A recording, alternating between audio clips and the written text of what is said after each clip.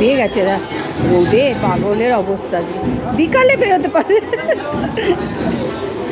ইস, প্রচণ্ড ভিড় রচনা ব্যানার্জির জন্য আজ।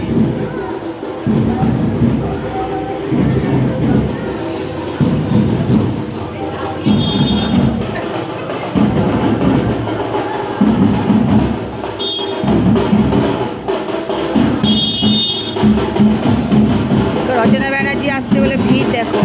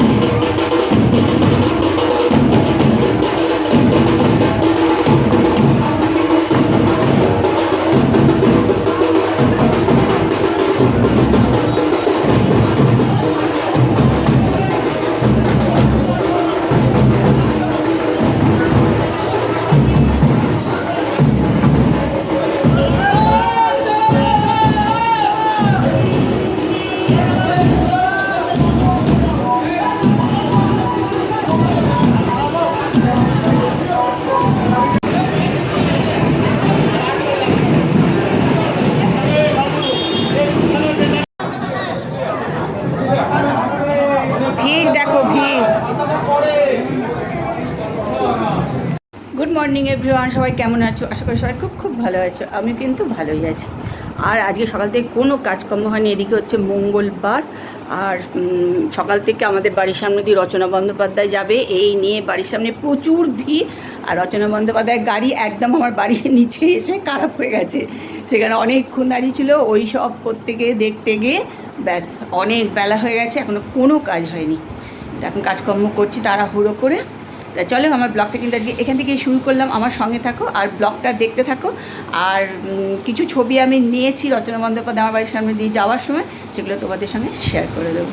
তা চলো, ব্লগটা শুরু করা যাক। আর আজকে প্রচণ্ড প্রচণ্ড রোদ, মানে সাংঘাতিক রোদ আজকে একদম।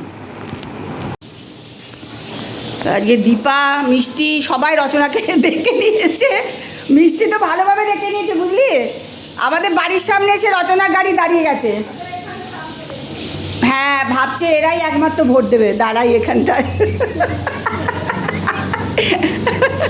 দীপাও দেখে নিয়েছে। কি মন্দিরে মন্দিরে প্রদীপ জ্বালিয়েছে?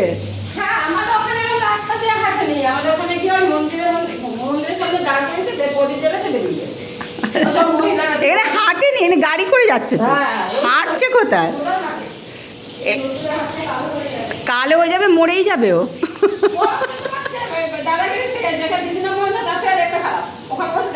সে তো লাগে, ওখানে ছবিতে এরম লাগবে না। চান টান করে চলে এলাম ঘরে। এবার যাবো ওপরে পুজো করতে। রোজই ভাবি সকাল সকাল পুজো করবো, কিন্তু হয় না আমার, জানো তো। দীপাও দেরি করে আসে, এও এসে এই ঠাকুরের বাসন টাসন সব মাজলো, ঠাকুরঘর পরিষ্কার করলো। আর আমিও ভাবি কি সব কাজ টাজ সেরে একদম নিশ্চিন্তে হয়ে যাবো, নাহলে একটা পেছো টান থাকে, আবার এটা থাকে ওটা থাকে, কাজ তো এসেও থাকে। তাহলে মোটামুটি সকালের কাজটা সেরে গেলে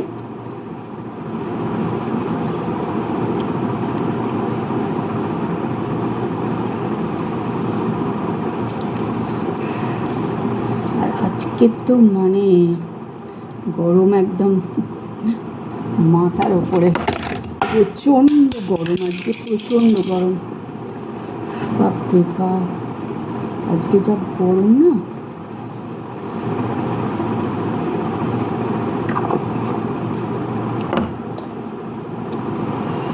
আর সানস্ক্রিন মাখবো কি, সানস্ক্রিন মাখলে না এত ঘাম হয়ে যায় যে মাখতে ইচ্ছা করে না, কিন্তু একটু না মাখলেও হয় না।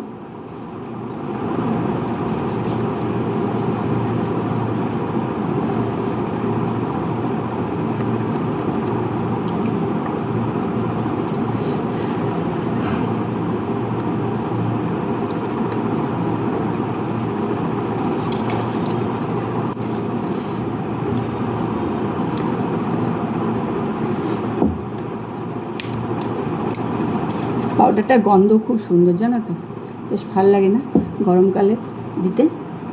যারা মাখো তারা তো জানোই, যারা পাউডার দাও না গরমকালে একটু দেবে, দেখবে মুখে টুকে এতে একটু একটা বেশ সুন্দর গন্ধ আছে আর ভালোও লাগে বেশ। চলো তাহলে এবার যাই,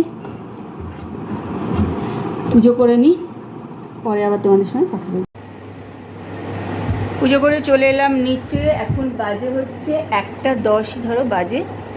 আর এসে আগে তাপসের ভাত বসিয়ে দিলাম, ভাতটা বসিয়ে দিয়ে আমি একটুখানি প্রসাদ এই যেখানে খাটে দেখো নিয়ে নিয়েছি, আর একটুখানি দই নিয়ে এলাম খাবো বলে। প্রচণ্ড খিদে পেয়েছে আজকে, সেই সকালে উঠে চা খেয়েছিলাম, 8টার সময় চা খেয়েছি, আর এখন এটা নিয়ে বসলাম খাবো। পুজো আসলে না যত ভাবি তাড়াতাড়ি করে নেবো, কিন্তু কিছুতেই হয় না। দীপাও 11টা 11:30 আগে ও আসে না, মিষ্টিরও হয় না, সব মিলে আমারও পুজো করতে একটু দেরি হয়ে যায়।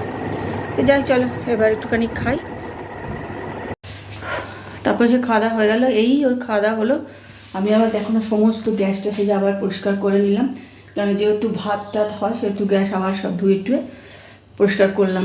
করে এবার আমার খাবার নিয়ে নিয়েছি। আমি খাবো আজকে একটু সাবু, যা গরম পড়েছে, আর আজকে ময়দা টয়দা ওই জন্য করাইনি, রাত্রে খাবো ময়দা, দুপুরে আর কিছুই খাবো না।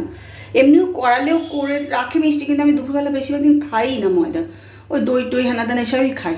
তা আজকে একটুখানি সাবু ভিজিয়েছিলাম, এই যেখানে সাবু, একটুখানি সাবুই খেয়ে নেবো আজকে। আর যে কী যে অসহ্য গরম লাগছে মানে বলার না, সাংঘাতিক অবস্থা। একে তো আমাদের ওপরে সাংঘাতিক গরম, তার মধ্যে আজকে যেন মনে হচ্ছে না শরীর জ্বলে যাচ্ছে, এত এত কষ্ট হচ্ছে আর কি, বিভৎস লাগছে। চলো খেয়ে নিই। জিমে যাওয়ার জন্য তৈরি হয়ে নিলাম। আজকে এমনি সত্যি ভাবছিলাম জানো তো যাবো না, আজকে এত গরম এত গরম, এত কষ্ট হচ্ছে। আর সত্যি কথা বলতে জানো তো মঙ্গলবার দিন জিম যাওয়াটা আমার খুব একটু কষ্টও হয় আর কি।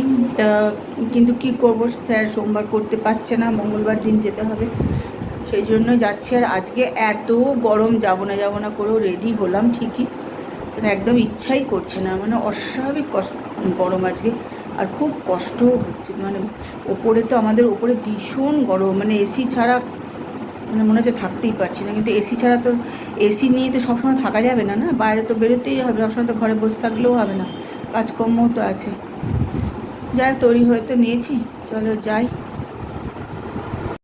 জিম থেকে চলে এলাম বাড়ি, এসে ফ্রেশ হলাম, ফ্রেশ হয়ে সন্ধে দিলাম, সন্ধে টন্ধে দিয়ে এই যে চা বসিয়ে দিয়েছি, চা খাবো। চা হয়ে গেছে, আর চা একাই আমার জন্যই করলাম, কারণ তাপস নেই, আমি এসে দেখছি ও বেরিয়ে গেছে, তা চা আমি এখন একাই খাবো। উফ কি প্রচণ্ড গরম লাগছে, এসে বেশ গা ধুলাম, আবার দেখো ঘেমে গেলাম। চলে এলাম একটু রান্নাঘরে, একটুখানি কফি কেটে নেব ভাজবার জন্য। মিষ্টি তো রান্না করে দিয়ে গেছে, কিন্তু সেগুলো আমি ফ্রিজে ঢুকিয়ে ফেলেছি, যা গরম না। আর ফ্রিজে তো যেটা রাখি সেটা তো আমি মঙ্গলবারে খাই না, কেন ফ্রিজে তো সব রকম কিছু থাকে, মাছ টাছ সবই রাখি, ওই জন্য ওটা আর আমি খাই না আর কি। কী করবো, একটুখানি কফি কেটে নিই, ভাজবো। আমার মতনই ভাজবো, তাপসের রান্না আছে। ইচ্ছা একদম করে না জানো তো নিজের জন্য কিছু করি আজকাল, আর কিন্তু কি বলো তো, করতে তো একটু হবেই। আর আজকে যা গরম না, শরীরে যেন মনে হচ্ছে জোর নেই, ক্লান্ত লাগছে ভীষণ আমার।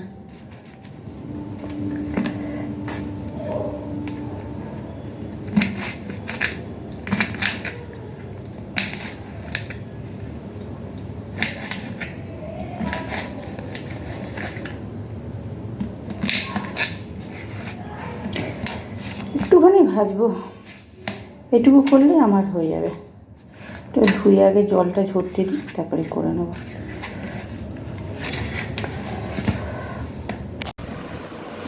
মাথায় এক গাদা তেল মেখে নিলাম, প্রচণ্ড গরম লাগছে আমার, আর শ্যাম্পু করবো। আর এখানে ধুয়ে নিলাম আমার খাবার, আর তাপসের খাবার মাইক্রোওভেনে দিয়েছি গরম করতে।